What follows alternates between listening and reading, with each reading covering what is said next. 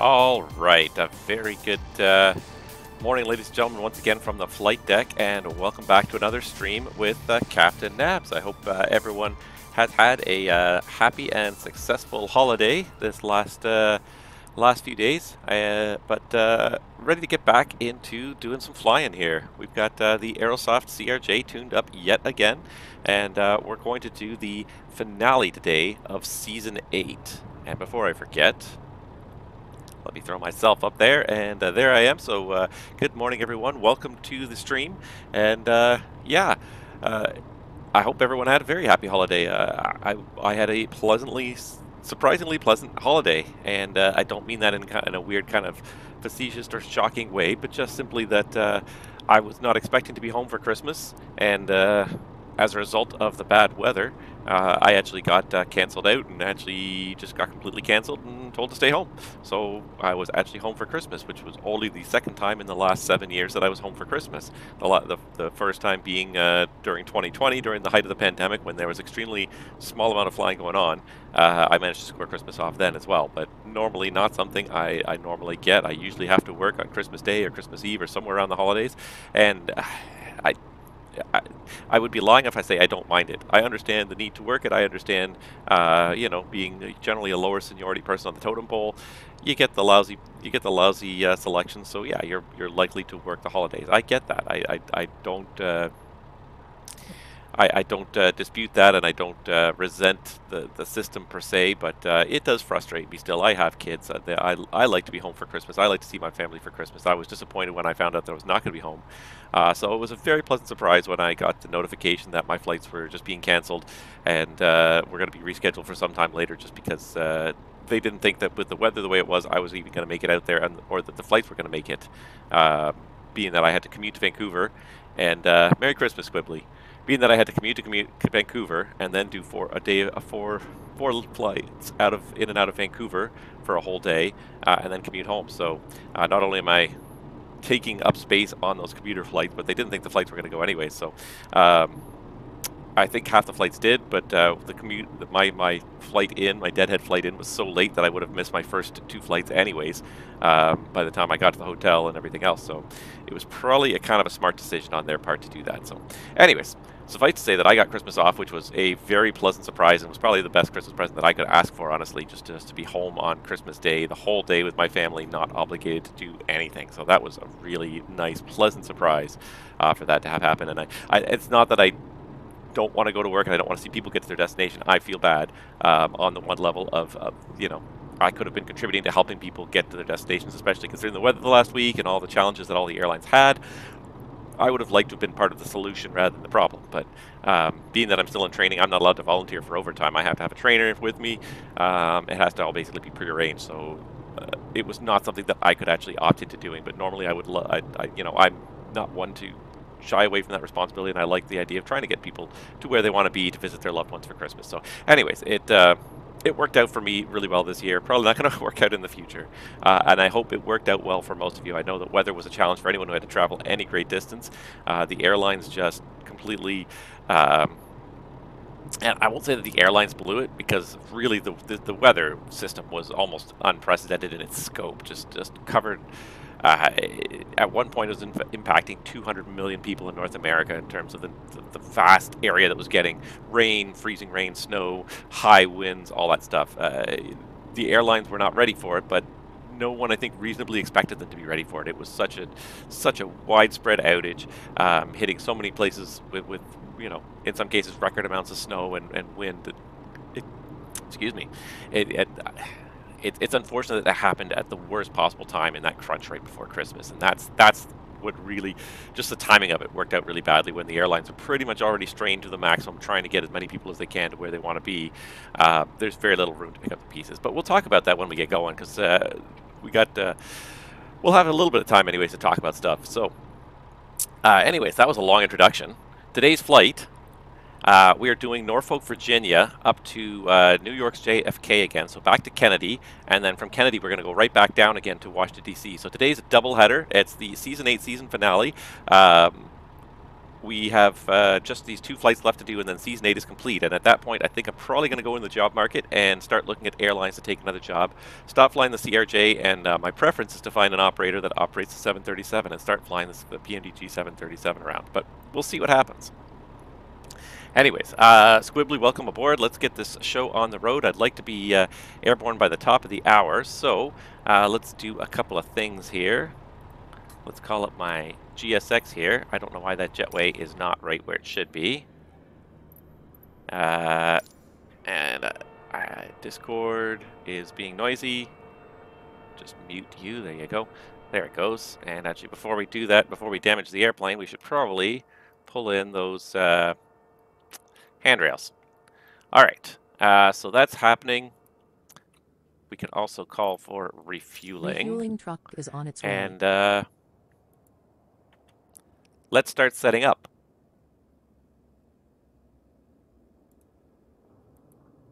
Let's get set up. And now I seem to have lost my FS2 crew. Really? You son of a bugger, you.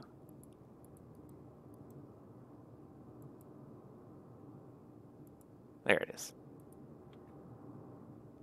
Let's start setting up. Roger. Wow, he's super quiet. Did he sound super quiet to you? He sounded super quiet to me. So let's turn him way up. All right. And yeah, as I said, let's start setting up. So cancel checklist. Roger.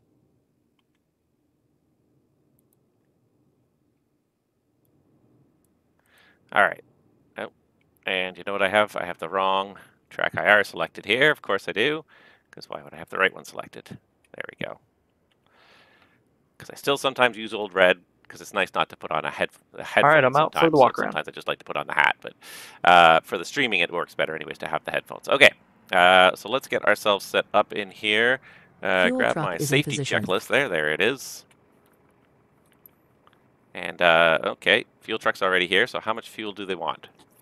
9,000 pounds to go back to JFK. So 9,800, that'll work.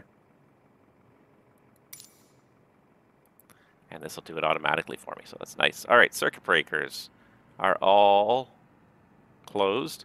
Nose wheel steering switch is off. Hydraulic pumps off. Landing gear down. Flight spoiler lever retracted. Slats and flaps are set to 0. Radar is off. ADG manual release switch is stowed. Emergency flap switch is normal. Battery master switch on. And we have the APU. We don't need it just yet. AC electrics. Let's get the GPU connected. IRSs. Go to nav. Emergency equipment checked. So we've got fire extinguisher, crash axe. We should have flashlights, emergency breathing equipment, life vests, all that good stuff. Emergency equipment's check here, and safety pins will say are on board. Airplane documents, we've checked the logbook and everything else. All looks good. Hydraulic pump 3A, we're not going to turn it on yet, and FMS initialization complete. And it still sounds super quiet to me. I don't know if it sounds quiet to you guys, but it sounds super quiet to me. So I'm just going to see if I can crank my volume on my headset a little bit. Maybe that'll help a little bit. Okay. I want to hear what they're saying. All right, so we're going to get into the FMS and start setting this sucker up here. And as always, I have my handy tablet here with my AviaWorks server installed and running so that I can, there we go, simultaneously type away, and you guys can see he is loud. He is, okay, so, okay, thank you for that. I will turn him down. See, sometimes it's so hard to kind of tell the balance.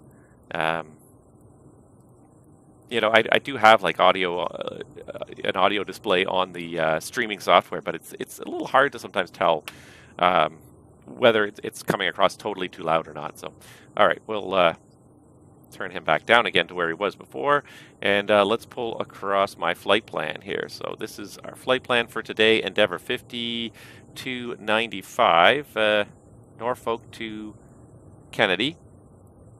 And hopefully you guys can see what we're doing here. So you can see the database is correct for about 1 more day here, 2 more days.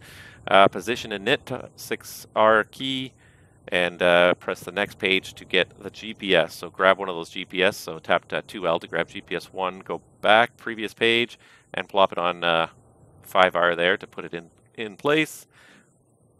And it's weird that it didn't clear it out of my scratch pad. Oh, but it is cleared out. And then for our routing today, so we are KORF. The tablet is generally great, but they're not actually physical buttons, so it's very easy for your finger to sometimes tap the wrong keyboard, as all of us who use touchscreens understand. KJFK is the destination. Alternate today, I believe, is up to Boston.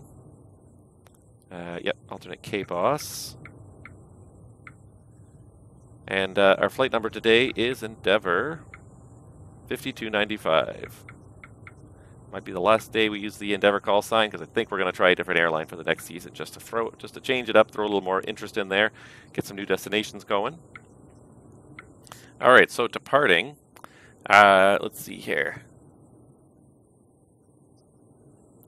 So what have we got today for weather down here? So we don't have any ATC online. We have Boston Center way up to the north. That's the closest ATC we seem to have today. So kind of a weekday today, kind of a post-Christmas weekday. So it's kind of a crapshoot as to whether or not we're going to get any weather today. So winds are calm.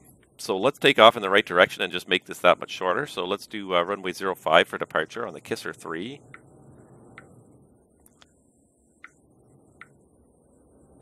And then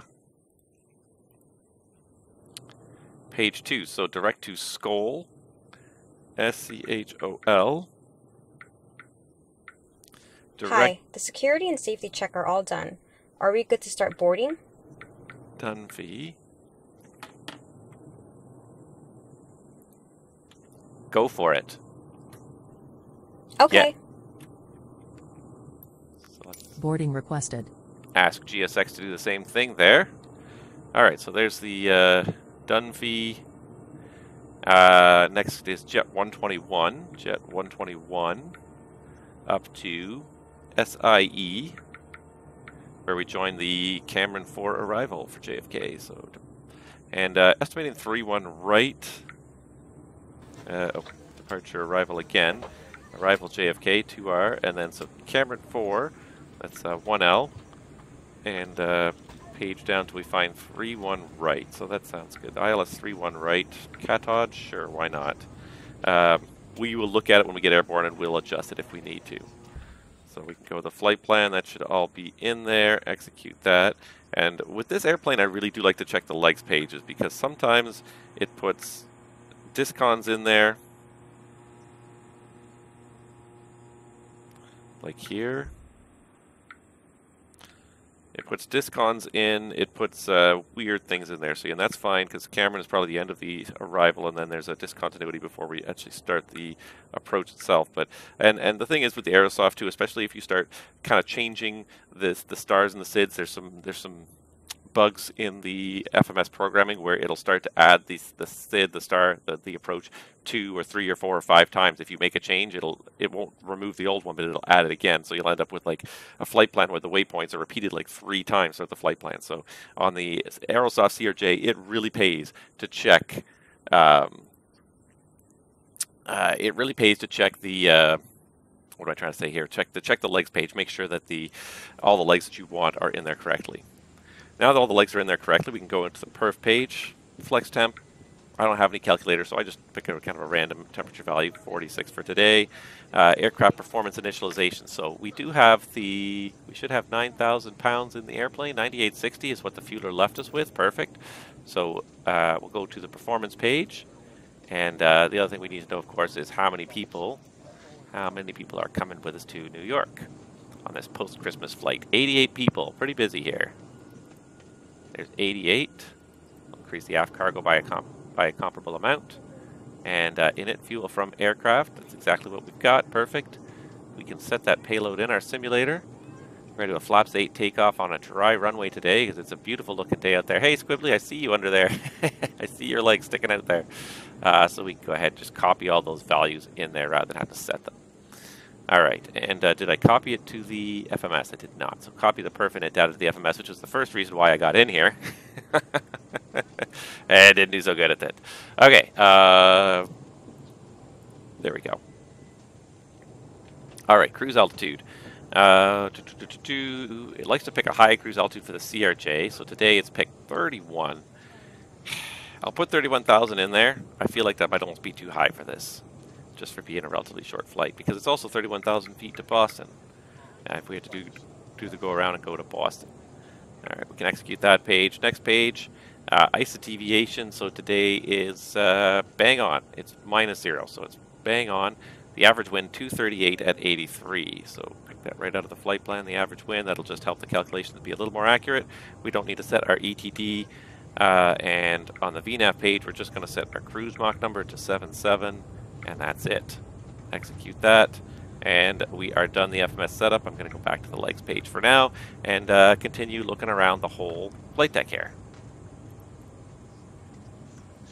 All right, so quick overhead flow here just to make sure everything is where it should be. And fire detection monitor, that looks good. We didn't get the nav lights on, but they're on now. Alright, fuel pumps are off, cross flow is closed. Bleeds are auto, isolation valve is closed. APU, we can probably start firing that up. We're finished fueling. So we can start that. The ignition's not running, no continuous ignition. We can do the hydraulic test, so turn on all 3 hydraulic pumps. We should see some pressure from all 3 of them. They're all in the green. Turn them all back to auto. They should drop. There we go. And we can at this point put pump 3A on, check it, and leave it on because we'll be firing up the engines just a couple minutes here. Cabin pressurization for JFK. I'm just going to click it up 1 notch for 20 feet because JFK is basically sea level. We can get the packs on. The APU's coming on. We can get the recirc fan on. We definitely need the windshield heating up. Don't need any lighting today. Emergency lights we do need to have armed. Fueling's done, so we can make sure that no smoking sign is on, as well as the seatbelt sign. And sit for lights up top. Altimeter today, 3033. Winding it up, winding it up. There we go, 3033, and a second time over here, 3033.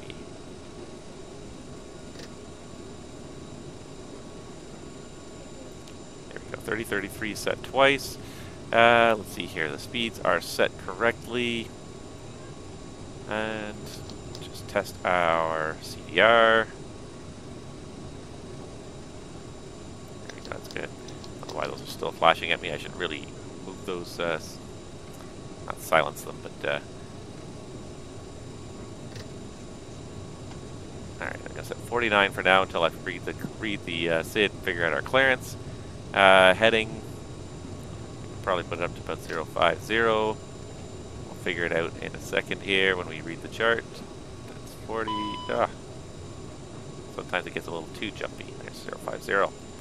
Alright, and something else came up here. I don't even see what it is. Stuff will be appearing and disappearing for a little while here while we get going. Anti-skid off, anti-skid on. Those should disappear to pass the test. Overheat. Gear bay overheat.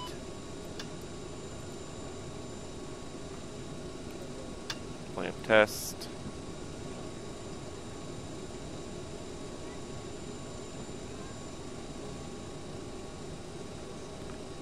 Alright. It's all good. Those are stowed. Thrust reverser's not armed. Speed brake closed. Thrust levers are at shut off. Flaps are up. We got Unicom up. The only thing we can do is change this to relative on TCAS. 2000 for the transponder code. We've got no ATC yet, unless somebody popped online in the last couple of minutes, which is always possible. Make sure our stab trim, our mock trim, and our yaw damper all go on. We should check our trims.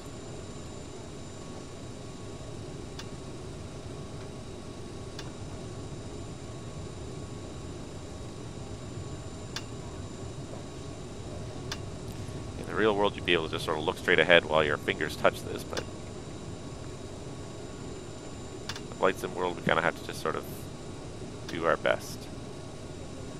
I like that they added that it's green when it's centered, so it's a little easier to spot from a distance that it's centered. Everything's normal. Alright, I think everything is set. Originating check. Stand by.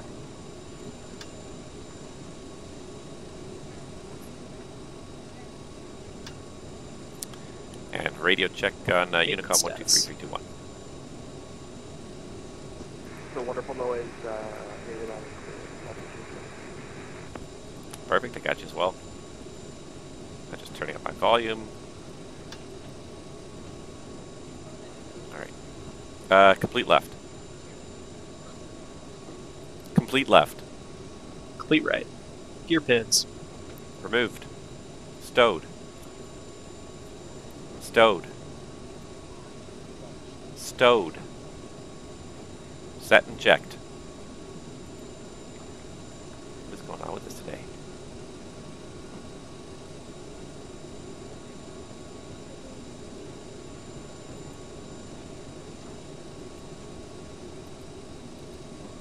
I may have to do without my FS2 crew here because it's being very glitchy here. And it's funny because last night this morning, I updated the whole thing. And then it says there's updates, emergency updates for everything. But I don't think I can update it because I've got Flight Sim running, so we'll try it one more time and see if we can get this to work because it's being a bit of a bear today. That's what I get for updating software. Alright, we'll try this one more time because I noticed it was a little frozen before too.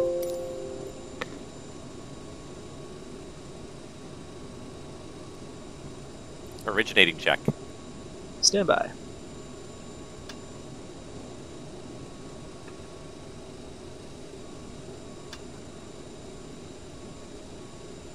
Maintenance status. Complete left. Complete right. Gear pins. Stowed. Removed. Hydraulic test. Checked. Complete. Complete. Clocks. 1456 set left. 1, 4, 5, 6, set right. Originating check complete. Are you ready for the departure brief? Go ahead. Alright. Seems to be working a little better now. Seemed to be a little slow before, so let's see if we can get this going here.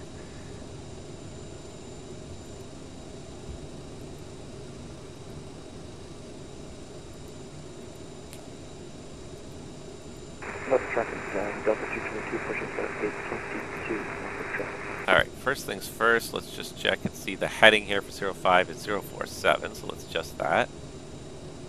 047 set precisely now. Alright, and the Kisser 3. So runway 05, climb heading 047, top altitude 4,000.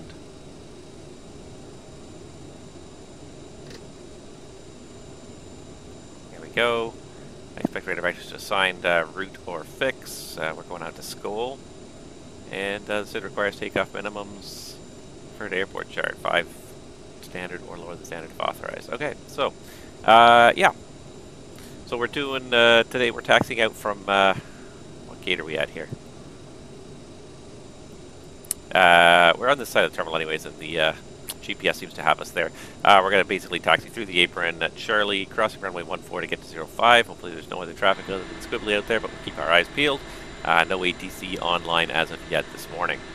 The departure is the Kisser 3 departure, plate 10-3, 13th December 2019, and it's just simply for runway 05. Climb heading 047, runway heading, top altitude is 4,000 feet, expect vectors to be assigned, departure route or fixed, maintain 4,000, expect requested altitude 10 minutes after departure. We do have 4,000 feet set. Let's get the go-around. This is one thing I forgot. Let's get the go-around up there. Terrain, as you can see around Norfolk, there's not a lot of high stuff around here, so 2,300 is the highest MSA, 1,800 in the direction we're going out over Chesapeake Bay. Weather is looks like a beautiful day. I see you pushing back over there. Operational, I've got no MELs, NOTAMs. I don't think there's too many NOTAMs in Norfolk either, but let's just have a quick look-see here. Norfolk, taxiway Foxtrot closed, radio altimeter. Threshold lighting unserviceable. It's beautiful daytime SID. Kisser 3, takeoff minimums of runway 5. Again, beautiful VFR day, so we're not really too worried about the takeoff minimums today.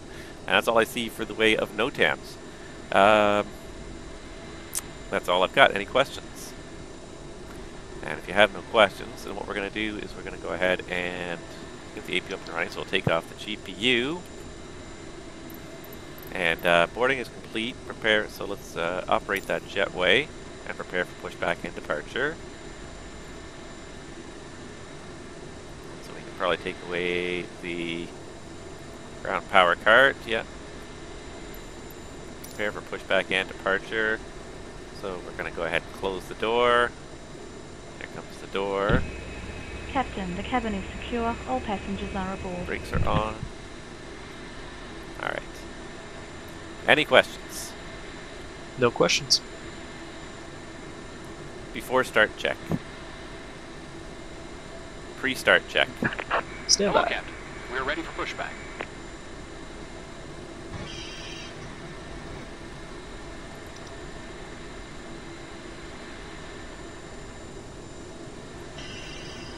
Fuel quantity. Release with 9.8 tons on board. 9820 pounds. Confirmed. Cabin signs. Departure check completed. On. Bypass bin inserted. Pressurization. Set. Altimeters. 3033 set left. 3033 set left and center. 3033 set right and cross-checked. Flight instruments. Set left. Set right. Oxygen flow. Locking gear. Checked. Checked left. Checked left. Checked right. FMS. Set. Verified. Radios. Set. Set left. Set right. Takeoff brief. Complete. Pre-start check complete. Alright, let's just get the tracking going on at the top there. Release parking brakes. Go. You guys should all see that now, I hope. Kill the Navigraph charts for now. Alright, and he's ready to go. Engine start check.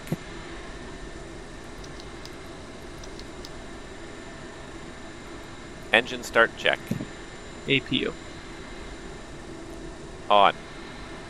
Takeoff data set 476259 pounds. V speeds are V1 142, VR 143, V2 154, VFTO 202. Flaps 8 set right. Release parking Set. brakes. Set left. Trims engaged and centered 7.5. Seatbelt and shoulder harness. Checked left. Checked left. Checked right. Hydraulic pumps. On. Auto and on. Beacon. On. Nose wheel steering. Off. Doors.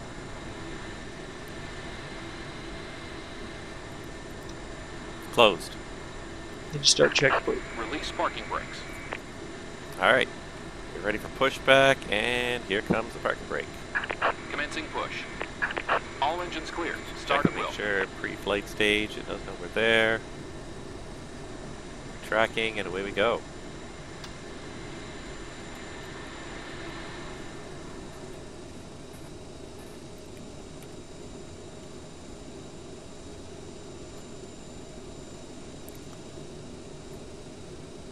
Start engine 2. Starting engine 2.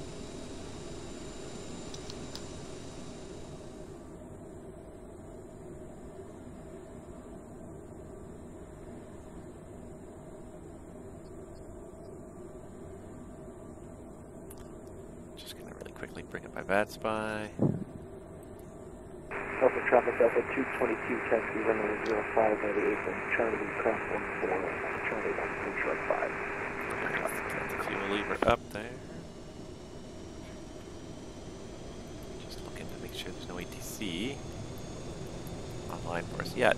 Hopefully we'll get some this morning.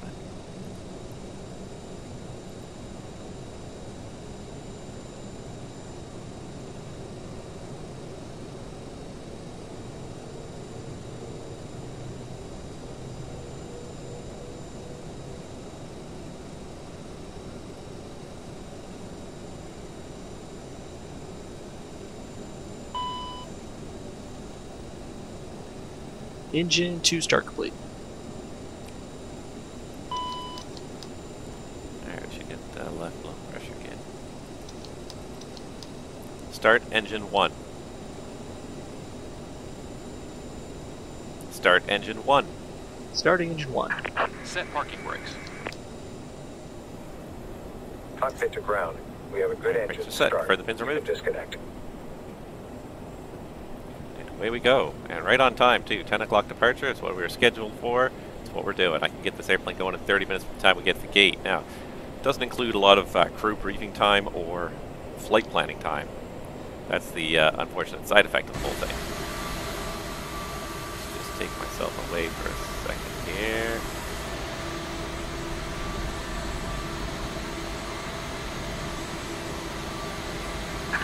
Unlocking gear.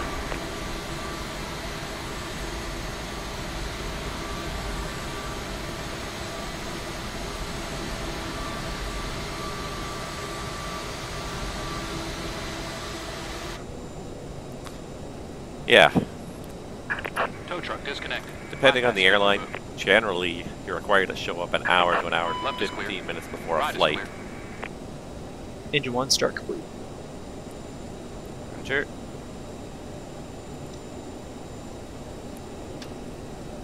The only thing I have to do is Once check again, the rudder ladies and pedal. gentlemen, welcome on board our flight today. This is the lead flight attendant speaking. Please Just direct your attention to the cabin column. crew for important safety Nose wheel steering information. column, the There is auto an thrust instruction on. card in your seat pocket that Cowls illustrates off. the safety equipment on this Cowls aircraft. off. Regulations Cowls off. require compliance with this information Pre-taxi as well check. as all crew instructions, APU. lighted information signs, and posted placards. Fasten your seatbelt by inserting the metal tip into the buckle. Tighten by pulling on the belt. To release Set. your seatbelt, lift the metal NES. flap on Set. the buckle.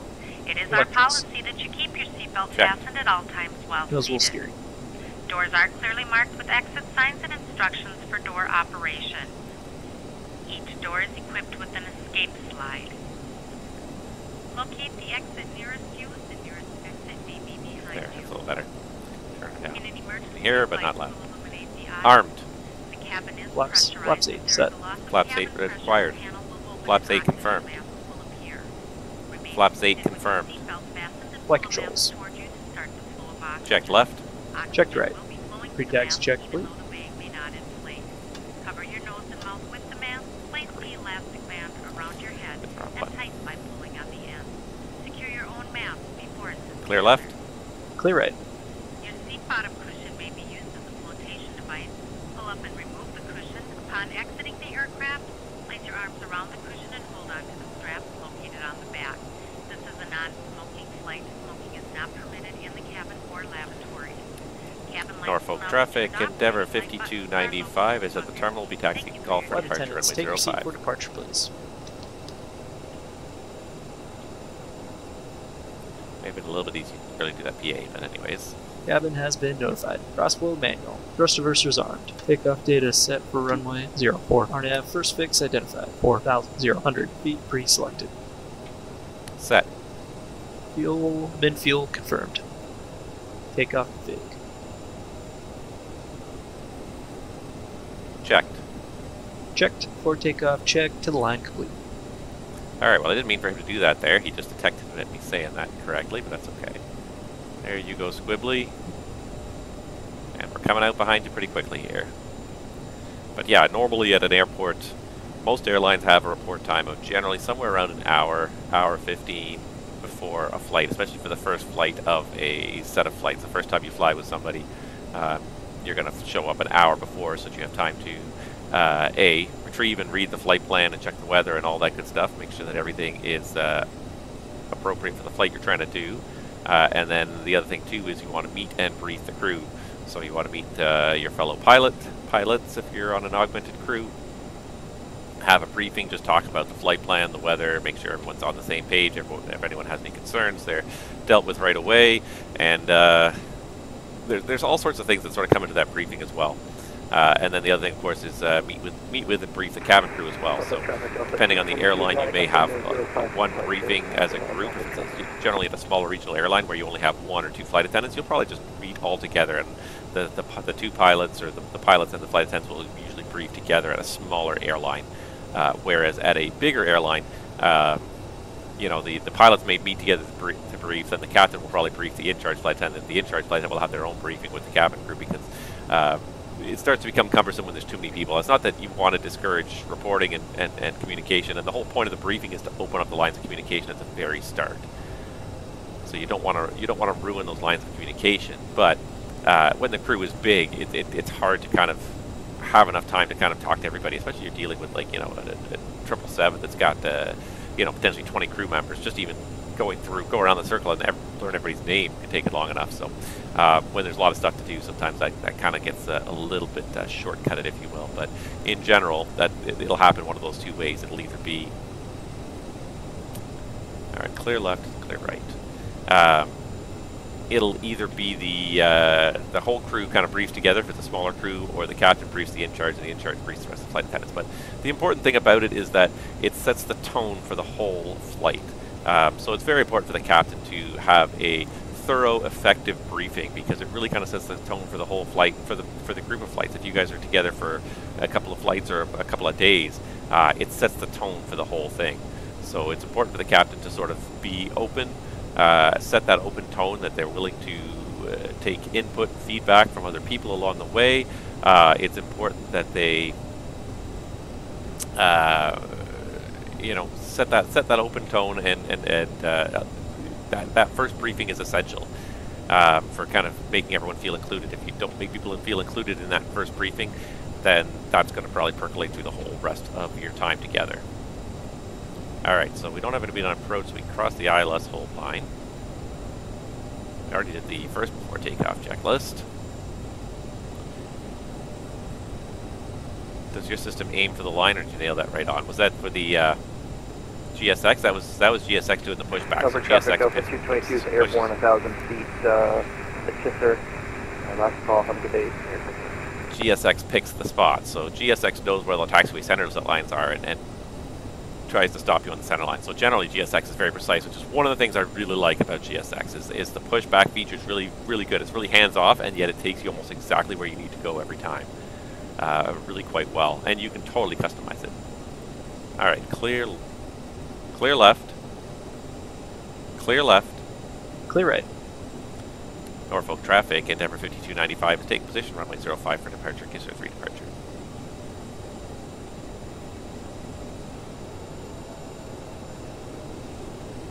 Alright, we should get some lights on. Strobes are already on for some reason. Before takeoff, check below the line. Anti-ice. Set. Gas. Checked. Checked. For takeoff, check below the line. Complete. Runway heading check. Check. Alright. Make sure this thing is tracking here. Taxi out. Yeah, that's what we're doing. Good.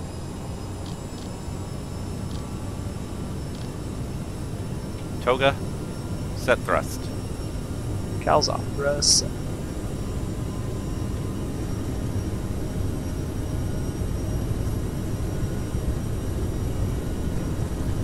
80 knots. Check.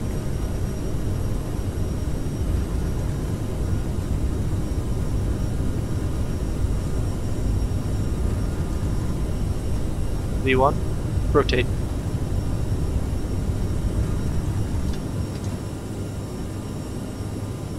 Positive rate. Gear up. Gear up.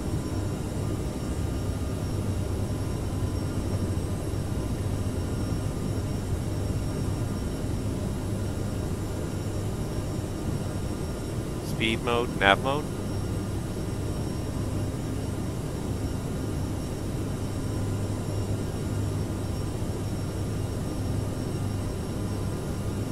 Autopilot on. Autopilot on. Set speed 220. Climb sequence.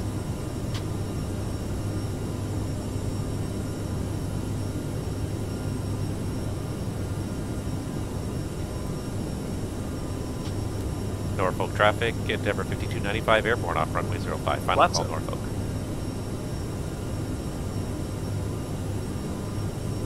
So there's the Chesapeake Bay Bridge again. Bridge, tunnel, bridge, tunnel, bridge. Just going down. set flight level 310.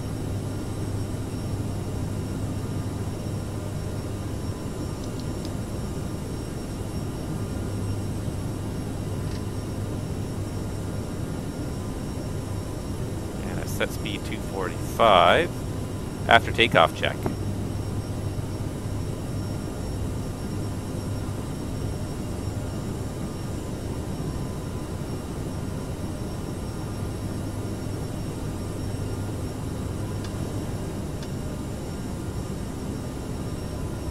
After takeoff check.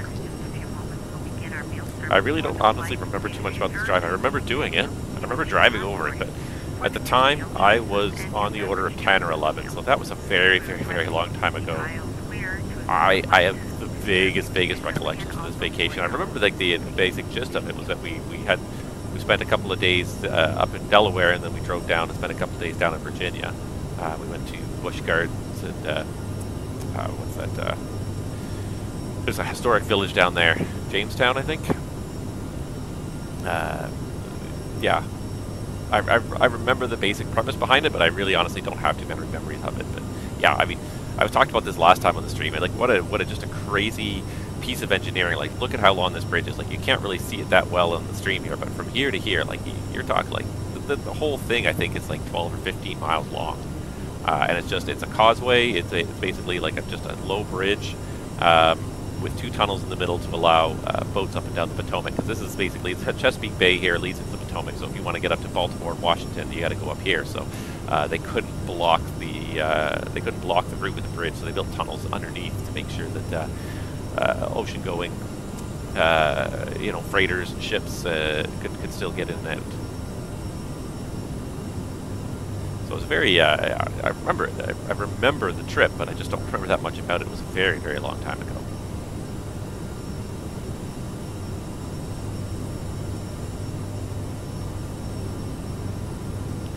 Alright, there's 10,000 lights off. Light off as well. And we can probably do seatbelts off. It's a short trip, but if you want to... that's not the one, that's the seatbelts. If you want to get out and go pee, feel free. Not much else to do in a CRJ besides go pee. Oh my gosh, but there we go. Airborne.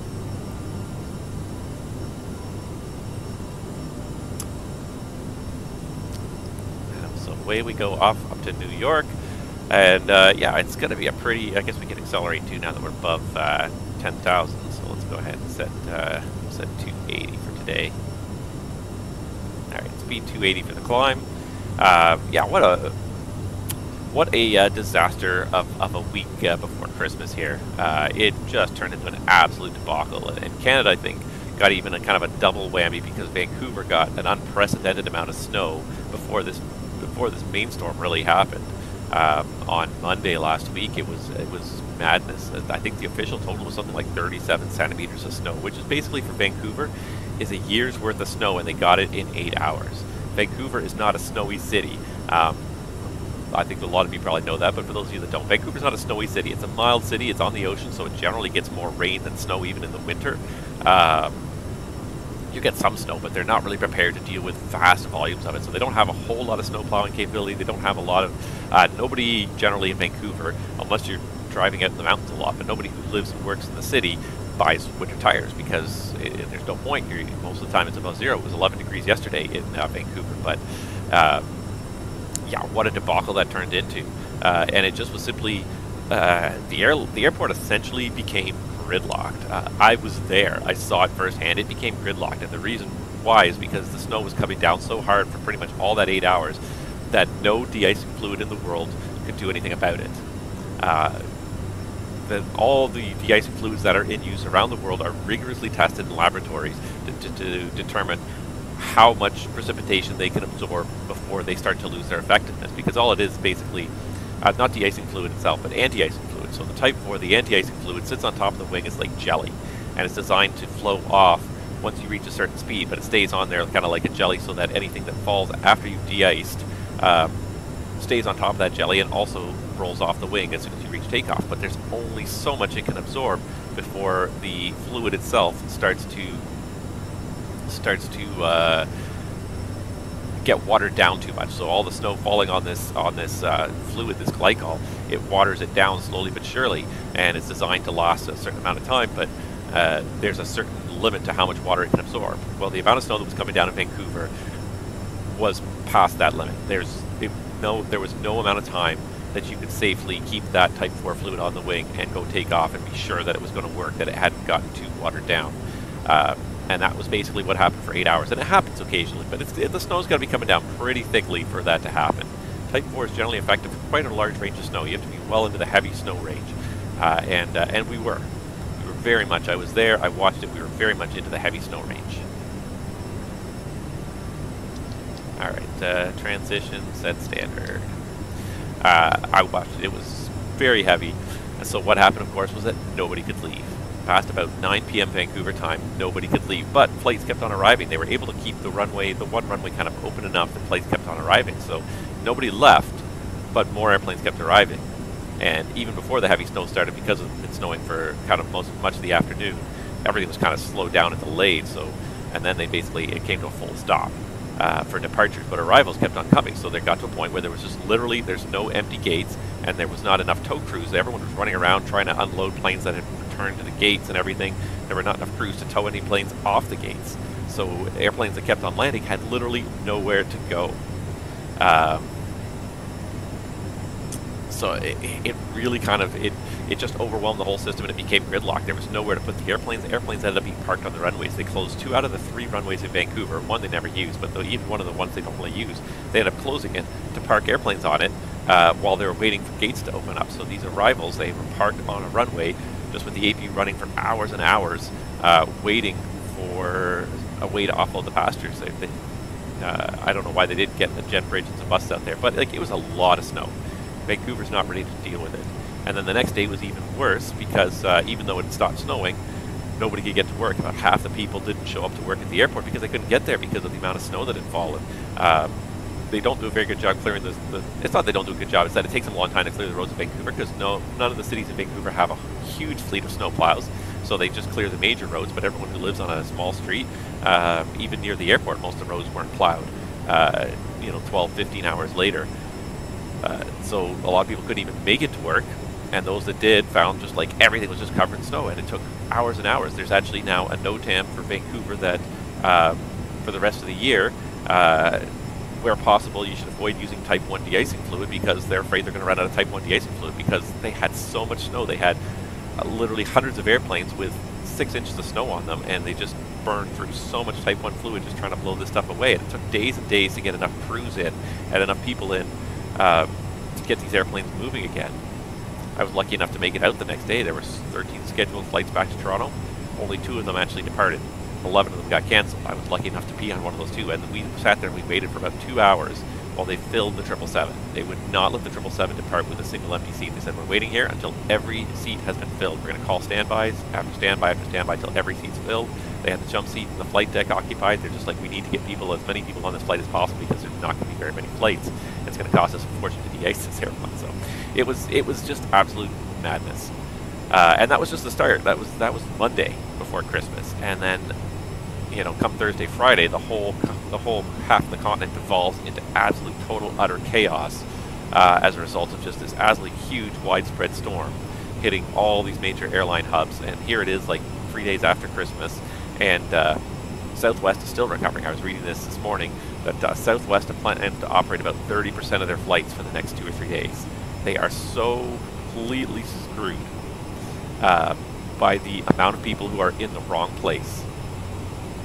I just realized I never put myself back on video here. There we are. The amount of people who are in the wrong place, and it's funny because I was thinking about this because when I came home, I wasn't the only person on that flight back to Toronto. There was a whole bunch of people that had gotten stuck in Vancouver, and of course, the first duty is to get your pilots back home where they belong when their trip is over, whether they fly it or whether they get sent home in the back of another airplane. That's what you do. I think I have to close the door on this, so let's just close that door. It's closed now.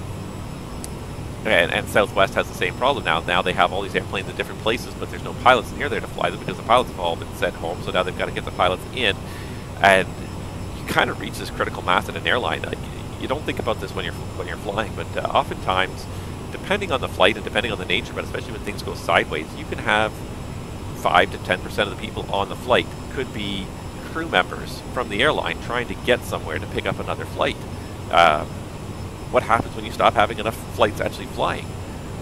Southwest has kind of reached that crucial point where there is not enough flights flying across their network to even get the crews where they need to be to pick up other airplanes to continue the flight. So they've sort of almost reached this critical mass where there's not enough flying going on to get people to their destination, to get the crews to their destinations, get them underway, get them to the point where they can go pick up an airplane and fly another flight with it.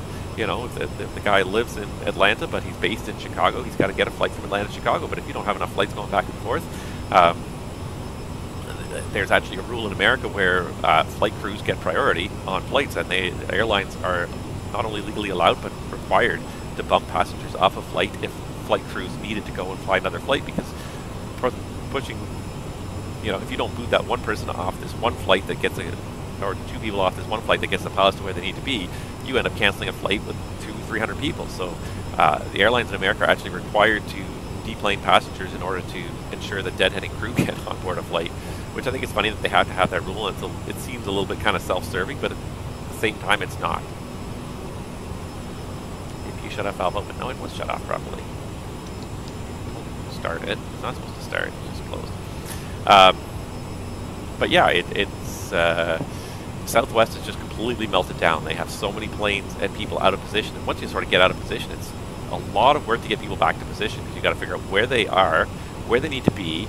You got to book them a ticket, and you got to do that for each person in the system, and so that, you know, that takes maybe 5 minutes per crew member. But if you only have, you know, 2 or 3 crew schedulers working, then that's only about, then you're talking, you know, each person can maybe rebook 10 to 12 people per hour. So maybe in an hour you might get through 30 or 40 or 50 pilots out of several hundred pilots. The whole day could be spent, and that's not dealing with any other situations that come up as well. So it could take a very long time to sort of get the operation back on track again. It's a little bit shocking to see Southwest is having as much trouble as they are getting this back on track, but the Canadian Airlines were in the same boat, you know, 2 or 3 days ago. The airlines have just come so far off the rails with the amount of cancellations that had happened because of weather, but then trying to pick up the pieces and get pilots back to where they need to be to pick up these airplanes. Like Vancouver was just full of airplanes. Nope, you know, a lot of pilots were sent home, and so there's a lot of pilots that are based in Vancouver, but a lot of pilots were sent home without their airplanes because they didn't have a flight to fly. The flights that day were already assigned to other people, and now you've got all these planes out of position where they shouldn't be. It's absolute chaos. I can only imagine what it was like, and the worst time of year, like just the couple days leading up to Christmas, when everyone's trying to be at a certain place at a certain time, and if you don't make it, then it almost defeats the purpose of traveling. So it's very, yeah, it was more than a little chaotic. Anyways, I saw what happened in Vancouver firsthand. I was not terribly impressed, but it, you know, completely beyond the capabilities of the airlines to deal with it, and even, you know, the airport itself. The next day when we left, there were only 2 de-icing pads out of 6 running, because that's all the crews that showed up. So rather than have one person work at each pad, they just sort of combined all the crews they had left in 2 pads and tried to de-ice planes quickly. But it was an hour-and-a-half lineup for the de-icing, just because there were only 2 pads running. That's 300 climbing 310. Again, people just literally physically could not make it to work because the roads were so snow-covered. They were lucky to make it home again, and they never made it back to work the next day. Alright, so there's the start of the arrival. So we're just going to get leveled off here, and then we're going to pick up the arrival information. Any New York ATC online yet? Today's a weekday. People are probably starting to go back to work today. Should have probably done it the other day, but I was enjoying some nice family time as well anyways. Alt capture.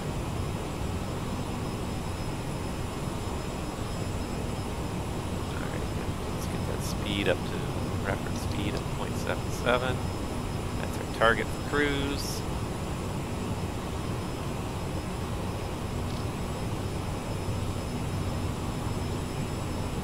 We never set climb thrust, we were running toga the whole time. I'm used to planes that want to do this for you. Alright, alts.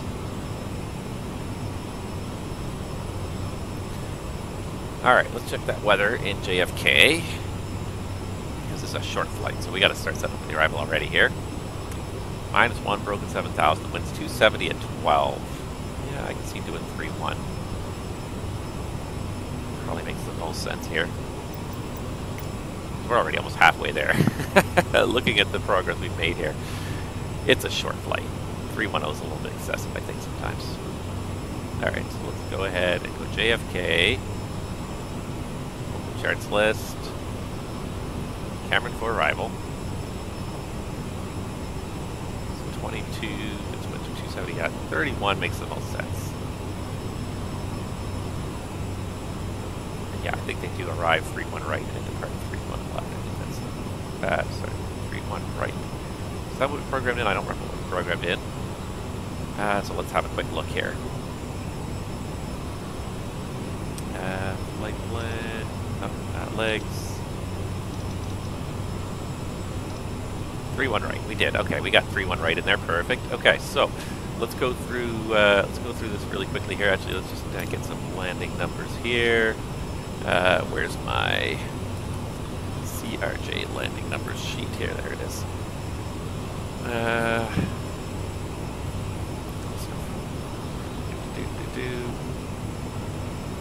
Alright, so we are going to land at, what are we at right now?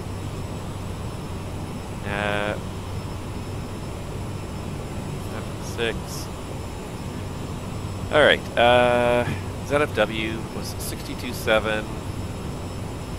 Yeah, we'll call it about 70,000. Put the 70,000 pound numbers in there. So it's going to be VREF of 136. That'll work for me.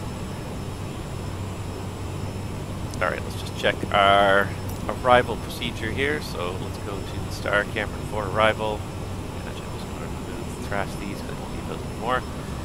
So SIE, Botan, Hogs, expect 180. So let's put that in there.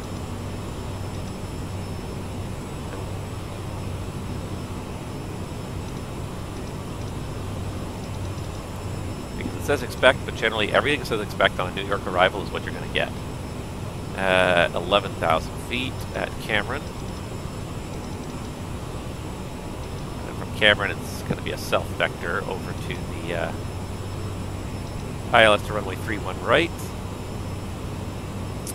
So let's make sure we got all that information in there as well.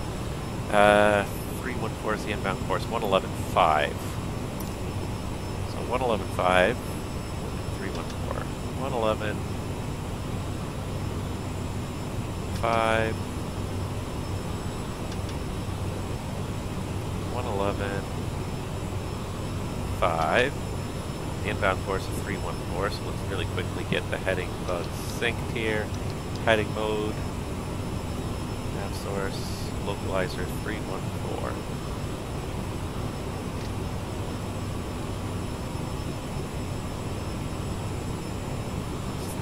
There. Perfect. Back to FMS. Nav. Set course on your side 314. Set course on your side 314. Okay, perfect. Recognize the command. Good, good, good, good. Alright, Catog, Aldi, Zulab 31 right. Yep. ILSDA 212, so we'll set 220 here.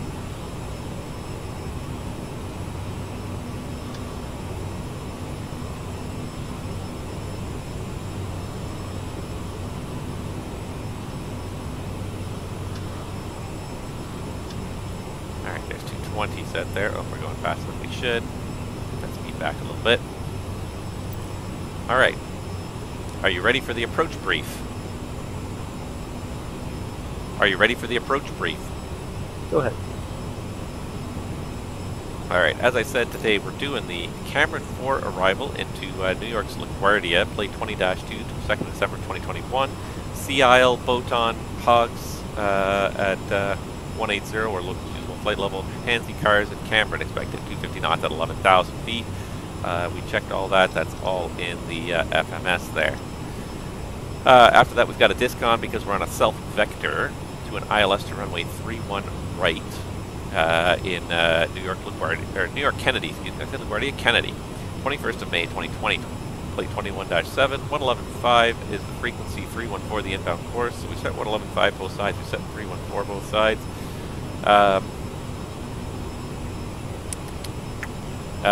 1900 feet at Zulab and the ILSTA of 212, so 220 is set.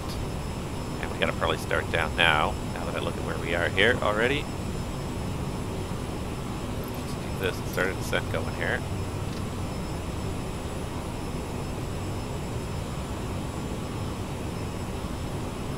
$18,000. 1,500 feet per minute. Just see where that starts us off with. Really short flight, to say the least. I need more than 1,500 to get down in time. Alright, let's see if that puts us somewhere where we need to be.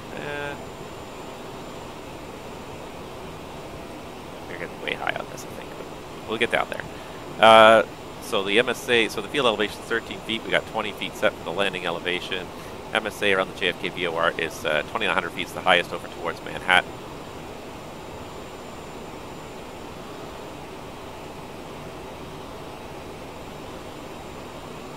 The missed approach is climbed to 1,800 feet, then a climbing left turn to 4,000 outbound on the LaGuardia VOR 207 to the Mofa intersection at 34 DME and hold. Radar required for entry. Subtest procedures authorized.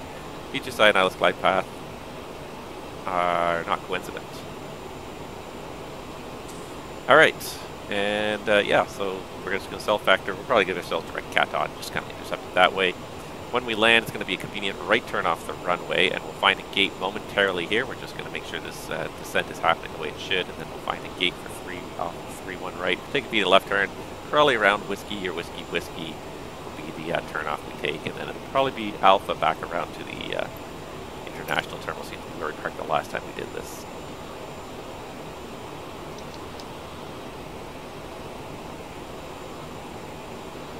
Alright, so we're setting a speed of 300. We're a little high, but actually we're getting down there pretty well. We'll actually do a pretty good job of getting down there.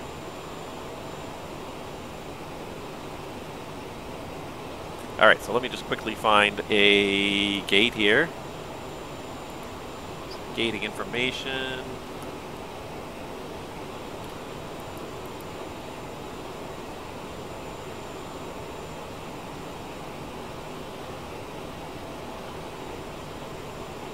Alright.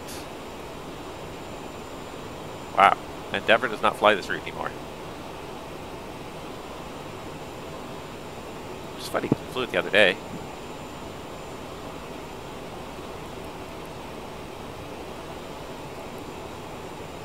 Oh no, we flew it from LGA, so yeah, I don't know where. So let's see if we can find another flight inbound to JFK from Endeavour, so let's go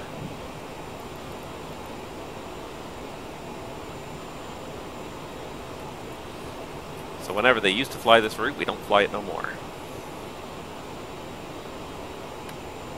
So let's see if we can find an incoming Endeavour flight here and park wherever that goes.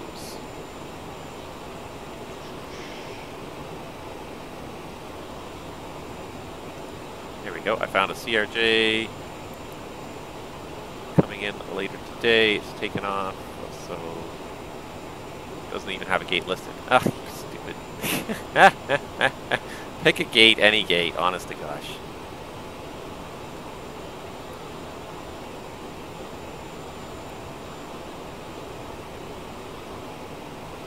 Wow. You ever have one of those days where you just can't find any information? So I think we'll go back to the gates we were parked at before. I don't even remember what the gates were, but they were over here on the international terminal the couple times we parked there. So that's 19 descending 18.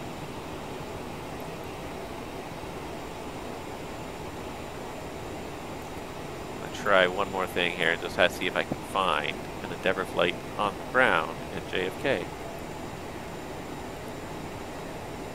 Alright. I did find one that is departing. I've got one that's arriving here. Let's follow him and see where he parks. Alright, now we got to cross Cameron at 11,000, so let's just keep this descent going here. So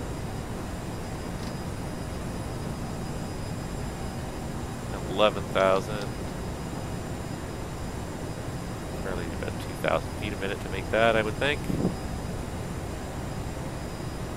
And altimeter setting for JFK, we've got 3030.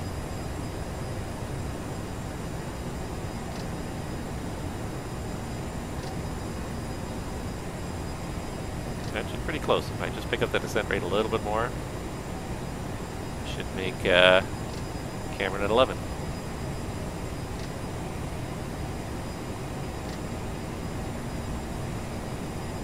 Then we can finally do this. Any questions?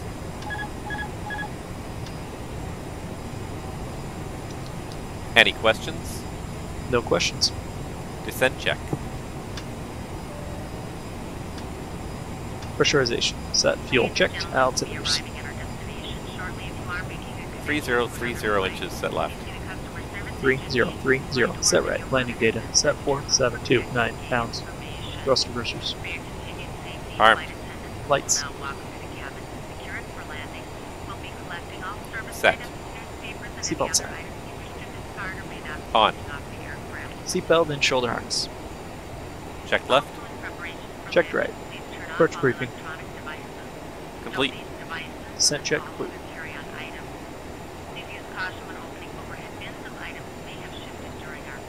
Alright. So I'll just keep an eye on this Endeavour on my other computer there, see where he goes.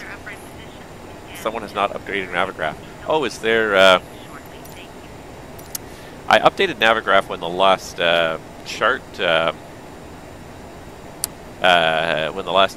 chart cycle came up, but if they've had an update in the meantime, I haven't read about it. Made the 310. Oh, looked up and said, yeah, that's exactly what happened. Oh, look, let's start the briefing. Oh, look, we already missed our top of descent point. That was a quick one. All right, just coming up on this layer here. Let's get that cowl anti-ice on there. Yeah, that was a quick, short flight, and Dulles is going to be the same thing, and I fall for it every single time. I'm like, oh yeah, 310, we can probably make that, and we can probably make it, but you're going to have 60 seconds in cruise to try and brief up your arrival. You're better leveling off just a little bit sooner, giving yourself a little more time to think. So on the way back to Washington, we'll probably pick a lower altitude than what is filed, because the dispatch system, you know, doesn't think about the human being on board and what they have to do. The dispatch system simply... All right, we're back in roll mode, so let's go ahead and stick the heading bug heading. It simply picks the most optimal altitude. Generally, higher is optimal within the limits of performance of the aircraft, so it'll pick the highest altitude it thinks it can make for any length of time. And I've seen lots of flights like this, lots of short-haul flights that have this problem. All right, so what do we got? We got 40 miles to go, so let's let the speed bleed back, and then we'll select the lower altitude here. So we'll let the speed bleed back to 250. Go direct to Catod, like I said. Back to 245 here. So let's do direct to Catod. No, apparently we're not allowed to do that, so we can do it now. Execute. Go back in nav mode. Put FMS1. Just wait for the speed to bleed back a little bit here, and then we're going to start down. So we got Alt-S, we can go ahead and set a lower altitude. Since we don't have any ATC, we're just going to go right down to 3,000.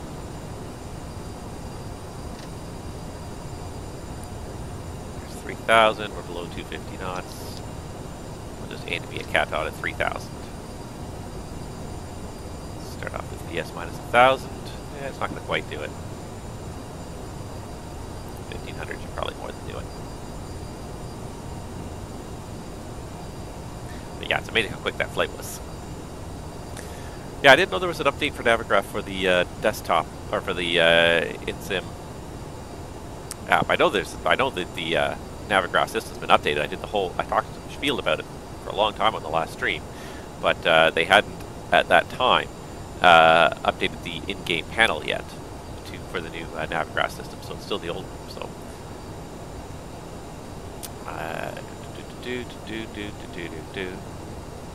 Where's my Navigraph data center? Of course, because it's never signed in. Nothing's ever signed in.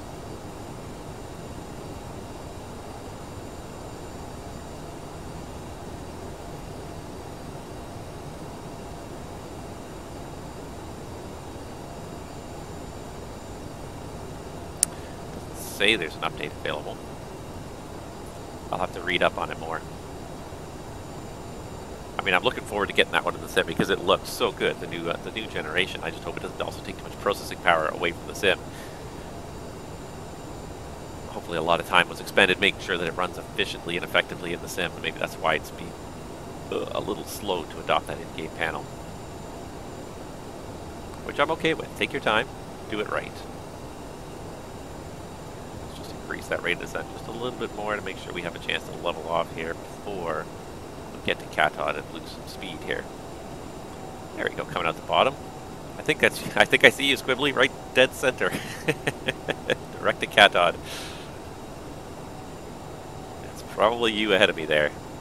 Nice. Alright, while we're of course in descent, our dispatchers would be hard at work coming up with the next leg. So let's just have a quick look at the schedule here and see what it says. So the next leg is called Endeavour 5040. So let's do that really quickly here. And this will be happening in your dispatch center while you're flying. You wouldn't have to self-dispatch, so it's kind of weird like that sometimes when you're flying the sim and you're filling all the roles in the airline, multiple roles. Alright, so we got that. CRJ9.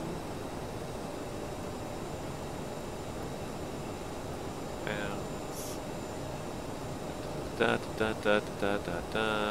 keep it in again, about 50 minutes of ATC fuel. Looks like a nice VFR day, and all we really need fuel for is just ATC contingencies. Alright, so we're having a hard time keeping the speed back. We can roll off that descent rate a little bit there.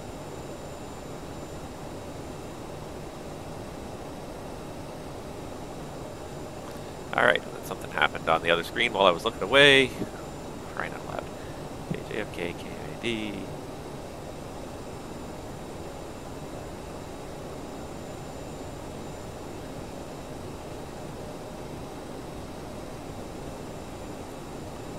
Change the unit to pounds so that I can actually see what I'm doing.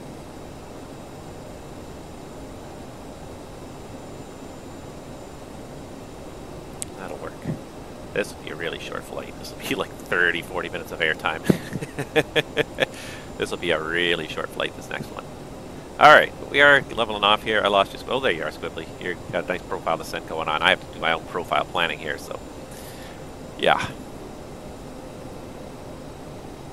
Alright, on the other hand, we are below the cloud deck, so we can probably turn that cowl anti-ice back off again now. Didn't pick up anything, I don't think. Can you even see the wingtip from this airplane? Just barely see the wingtip there without putting your head through the glass. That's 4,000 descending 3,000. And there's Kennedy over there, so yeah, it's doing a nice job here. New York Kennedy traffic. Endeavour 5295 is 15 miles southeast, setting up for an ILS runway 31 right. Alright, so there's the altitude capture. Let's let the speed bleed back to about 210 here. Near traffic Delta 222, should have made my call to turning final 12 miles runway ILS 31 right. 12 miles. AFC traffic. Oh, I see you, Squibbly. I got you in my sights. We are going to have to probably slow down to keep it behind you here. Oh, wow, I'm really catching up to you here. I'm only about 2 miles behind you. Okay. Let's do this then. Flaps 1. Flaps 1.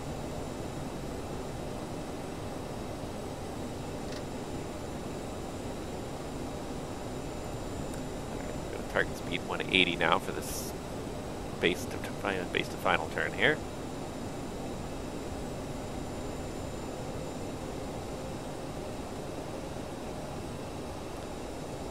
I sometimes forget that my honeycomb throttle quadrant actually has knobs on it for controlling altitude and speed and everything. There you go. You're cutting the corner a little bit, so thank you for that. Sorry, I didn't realize I'd caught up to you so much. All of a sudden, I looked down the TCAS, and there you are. So, yeah, let's go flaps. Flaps 8. Cow's off. Flaps 8. That'll let us bring it back to 160 here. Set speed 160. Set speed 160.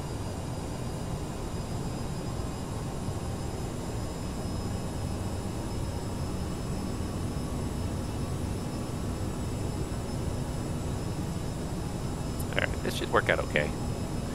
You cut the corner a bit there, so that definitely bought you at least 1 more mile.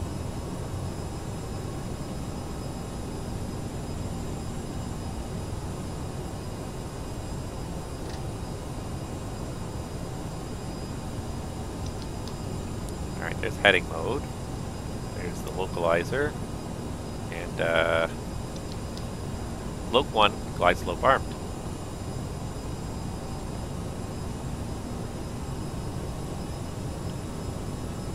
Gear down, flaps 20. Gear down. Flaps 20. This time I remember the fact that I have to do the gear myself. Let's get this back to 150.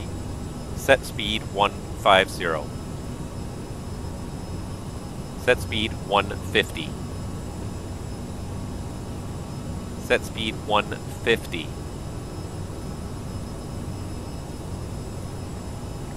You're useless, buddy. Useless.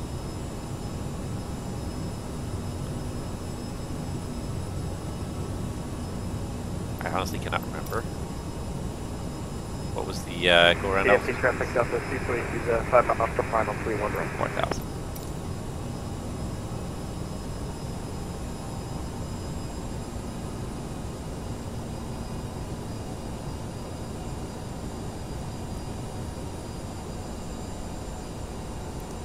I'm 3 miles behind you now, so I'm starting to kind of get a little bit.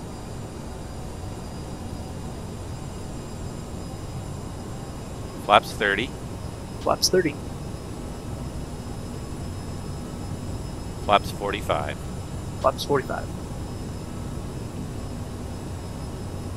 4 landing check, please. Landing gear.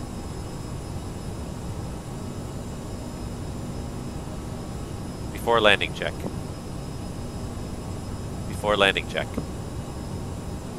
Down 3 green. Spoiler 0. Flaps 45. 4 landing check, please. Alright, I'm pegged at VREF already, which is 141 for me, so as slow as I can go. Actually, I've done a pretty good job. There's somebody else ahead of us there on final too. No, that's either above us.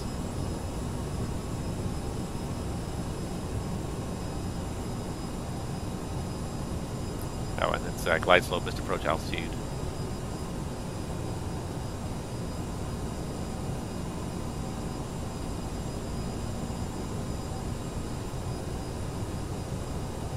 Feet set. There we go. We're doing pretty good here. We got this pegged. 3-1 right in sight.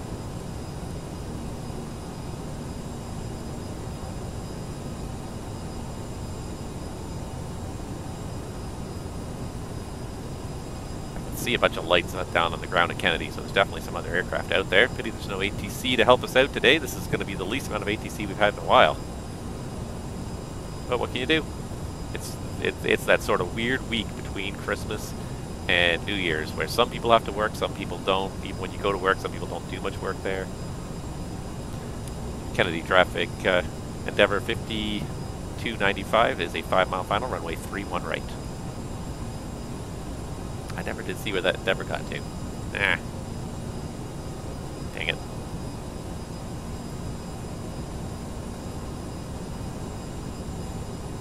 Okay, we'll just figure it out.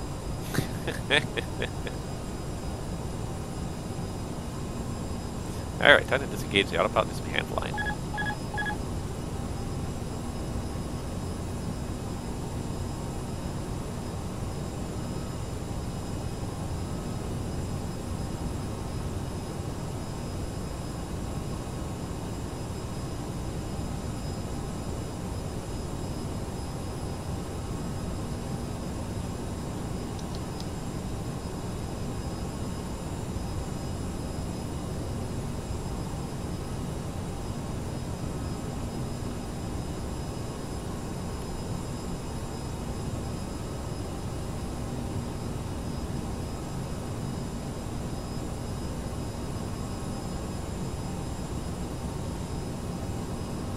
There we go. You made it off the runway with plenty of room to spare. No problem. Kennedy traffic Delta 222, we're clear runway 31 right, so that's 68, Bravo Delta F.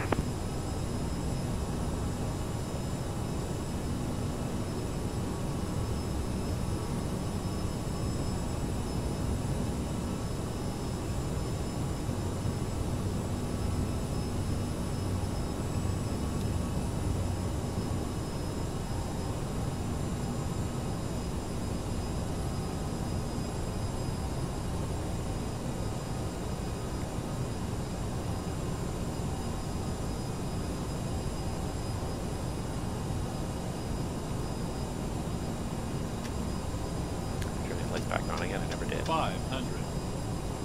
400. 400.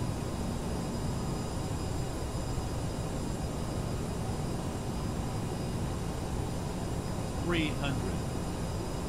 Sync rate. 200. Minimums.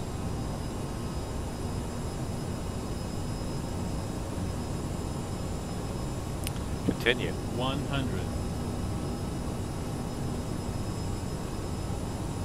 50. 40. 30. 20. 10.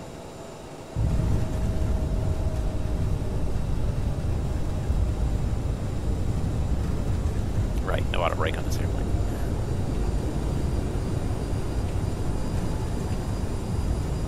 $90. Check.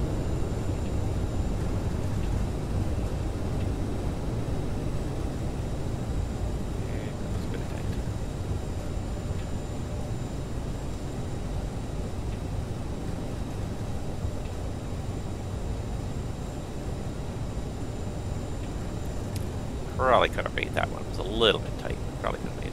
Oh well, it's alright. We'll just keep going this way.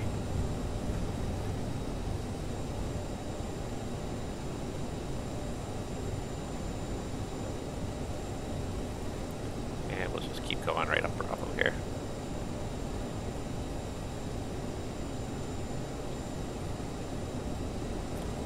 Kennedy traffic, Endeavour 5295, clear of runway 31 right, taxi to the terminal.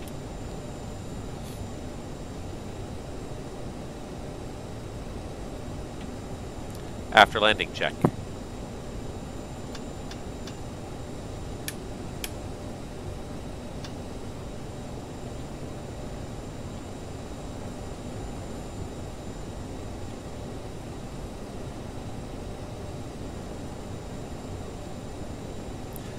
Unfortunately, the one thing I do remember about Kennedy here was that Microsoft's gate assignments are completely random and useless.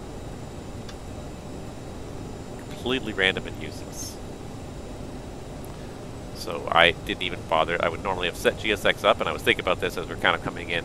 I don't even know what gate to kind of pick for them. So we're just going to go taxi to a gate over where we know Endeavour normally parks. And hopefully GSX will recognize us once we get there, because it does not. The gate numbers in Microsoft Flight Simulator do not correlate in any way to the real world gates, unfortunately. Just taking the long scenic route through JFK here. Because we got off the runway so late there, I think we got off at Victor, which was later than I had intended to. And I probably could have made Whiskey Whiskey there. It was kind of... It was pretty close. I probably could have made 7246, requesting pushback and start clearance. Yeah, stop doing that. So here we are, Victor, Bravo. We're going all the way around Bravo. We're going to go all the way around. A long way here, but pretty much at this point it's sort of the same as going the other way. Alright, but that was pretty good. That was a nice approach, actually. A nice smooth approach. It actually really worked well on this one. Nice, relatively smooth landing for once. Got a little bit unstable kind of on final there, got a little bit low on the slope, but it was not unreasonable for a VFR day to recover it a little bit there.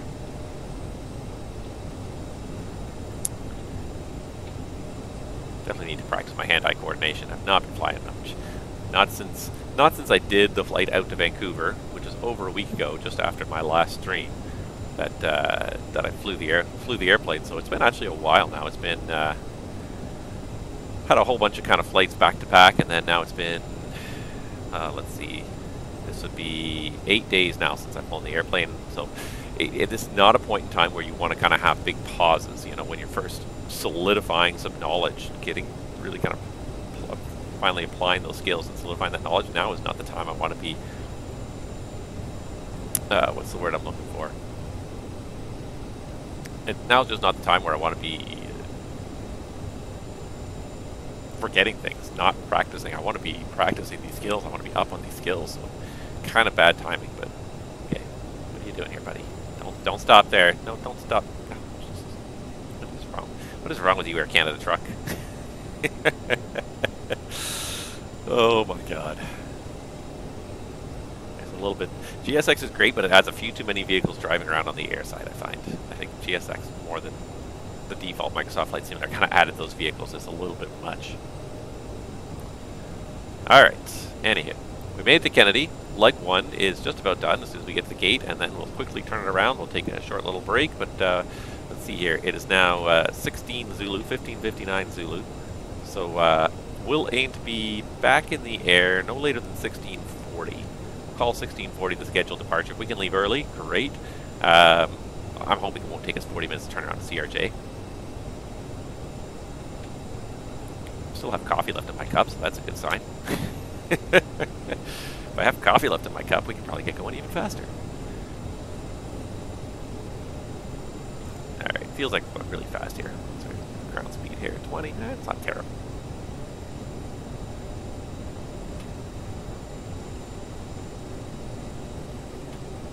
And it's kind of a nice sweeping turn, so we can do this.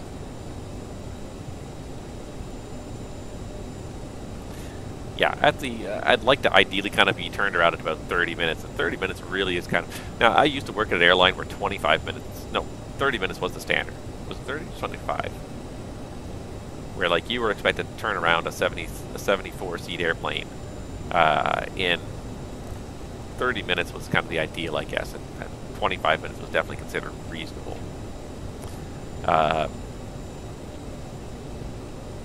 And it was possible usually if it wasn't fully loaded, but when it's fully loaded, like it takes a long time just to offload these airplanes. But then you start looking at these bigger airplanes now. Nowadays, I'm hauling around 150 to almost 200 people. It can take a long time to offload that many people. The standard turn time for a 321 is an hour, because it's just you got to offload 200 people. You got to onload. It's not quite 200. It's like 190. What is the number? It's 190 something. You got to offload them. You got to unload them. It's crazy. So. Squibbly, where did you park? Did you park on this side? Did you park on the other side there? I can't see you. I'm going to guess you probably parked on the other side since I can't see you. And, oh, I didn't even see you guys chatting there. I'm sorry. 22 viewers. Nice. Wow. Thanks, guys. Welcome to the channel. Oh, Squibbly, I think I do see you there behind the 47. Okay, so we're going to pull up on this side here. We're going to turn around and we're going back to Dulles, everybody. So we're coming in to Kennedy here, and we're going to get turned around and go back to Washington Dulles. So another super short flight, and this concludes Season 8 of A Pilot's Life for me. So this is the last flight I got to do to get through Season 8 of A Pilot's Life. So can we get in behind this guy here? I'm going to try and sneak in here. I'm not sure if there's another taxiway there or not I can get in. It probably is. Oh, there's not actually an entrance here. No. I am apparently just a guy who's going to block this taxiway. But there is another one down here, so I'm going to park over there next to you, Squibbly, and then we'll turn around and we'll head out to Washington Dulles. If you guys want to join us, if anybody wants to join us, please feel free. We're flying live on VATSIM. Please feel free to log in and just join us. JFK to Dulles. We're going to leave in about 30 minutes, as long as it takes us to get turned around, basically. But the goal is to do it in 30 minutes or less. So probably by half past the hour, I would think we can be airborne and ready to go, or not airborne, but certainly ready to push off the gate again. Just watch the jet blast from that 47 over there. But flying it live on the VATSIM network as well, so if anybody wants to join us, please do. Air Canada truck, I know. What was that truck doing? Alright, so I'm going to park next to you. Hopefully once we pull up to the gate, GSX will know what gate we're at and be able to give us ground services from there. Now there's a vehicle parked there, so we're going to just go around that. Taxi light off to pull into the gate. Gate 34 is what it's labeled as. Yeah, like Microsoft's gates are just sort of totally out of whack. I don't even. And you know, most of the time you wouldn't care too much because they kind of got the map-based feature. But for those of us that use GSX, it's important. We need to know what gate to park at because we need to get ground services. I really, really would much rather have a marshaller here. It's one of the reasons why I love GSX. Is there's marshallers everywhere.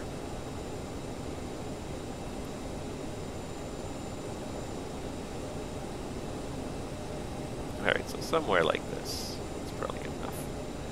Because I don't have a marshaller to tell me where. Alright, and did he start the APU? He didn't actually start it.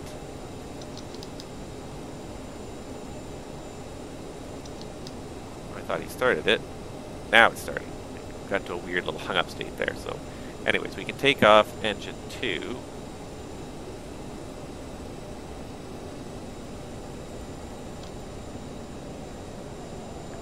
Daily fuel pump check as well, so we should get right fuel pump low pressure. We do.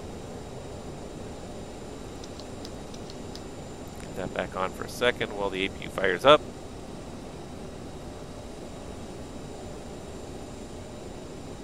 You need to stop the engines to request ground services. Thank you, GSX. You're the best. I just want the jetway. I just want the jetway. Alright. There we go, that should be good.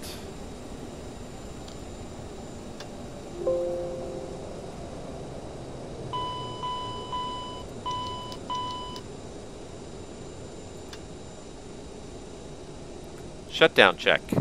Shocks and brakes. In and on. Seatbelt sign. Off. Anti-ice. Off.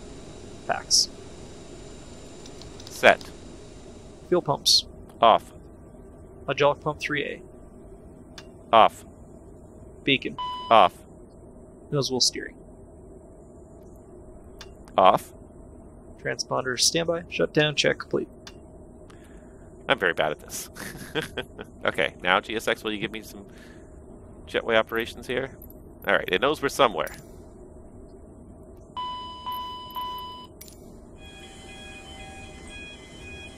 So we can request deboarding once the Deboarding jet requested. gets into position here. And there we go. So now we can go ahead and get ready to go. So a nice little screenshot of the CRJ there. We should get our ground services there in a second, and we're going to get ready to go. Alright, but yeah, I hope some of you can join us at least. The more the merrier. I definitely believe that the more people we can get in this airplane. Oh, don't do it. Sometimes I hate you. Sometimes I hate these services that all decide to alternate the jetways, so I'm just going to start my quick little cheater here, push back Passengers helper, and put that deboarding jetway started. back where it belongs. Come on down, jetway, stop going away. Alright, so let's just quickly check and make sure. Remember to submit your flight. Yeah, we got to do that. So we'll submit our flight. Ba-doom, done.